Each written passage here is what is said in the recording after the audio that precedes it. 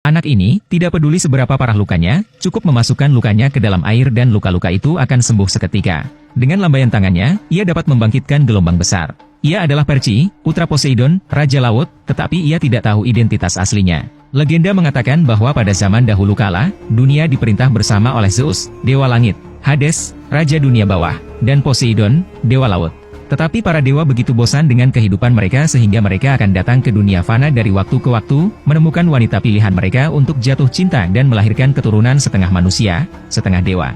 Kemudian Zeus menetapkan bahwa kontak antara dewa dan manusia dilarang, dan Poseidon harus meninggalkan istri dan anak-anaknya, dan istrinya menyerahkan dirinya untuk menikahi seorang pria tua dan jelek. Malam itu, karena tongkat petir telah dicuri, Zeus menemukan Poseidon, yang ia curigai telah mencurinya dari putra Poseidon, Perci, dan membuat janji yang keras bahwa jika Perci tidak dapat menyerahkan petir dalam waktu 14 hari, ia akan dikirim ke neraka-neraka.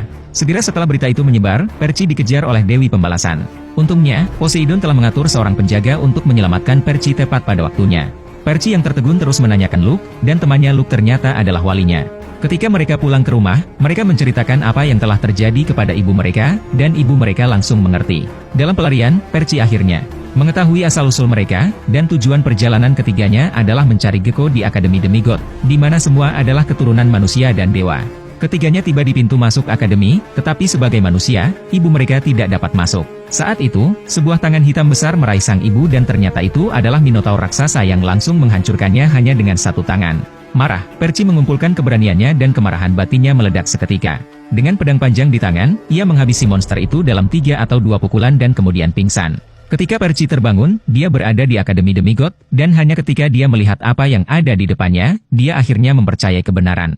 Di sini ia bertemu dengan seorang gadis yang bernama Anna, putri Athena, Dewi Perang. Perci jatuh cinta pada Anna pada pandangan pertama. Selama sesi latihan, Anna dan Perci menjadi saingan. Dengan keterampilan praktisnya yang luas, Anna mengalahkan Perci sampai mati dan saat kerumunan orang menertawakannya, sebuah suara tiba-tiba terdengar di telinganya. Katakan padanya untuk pergi ke tepi air. Perci berjuang untuk merangkak ke tepi air dan saat ia menyentuhnya, lukanya mulai sembuh dengan sendirinya.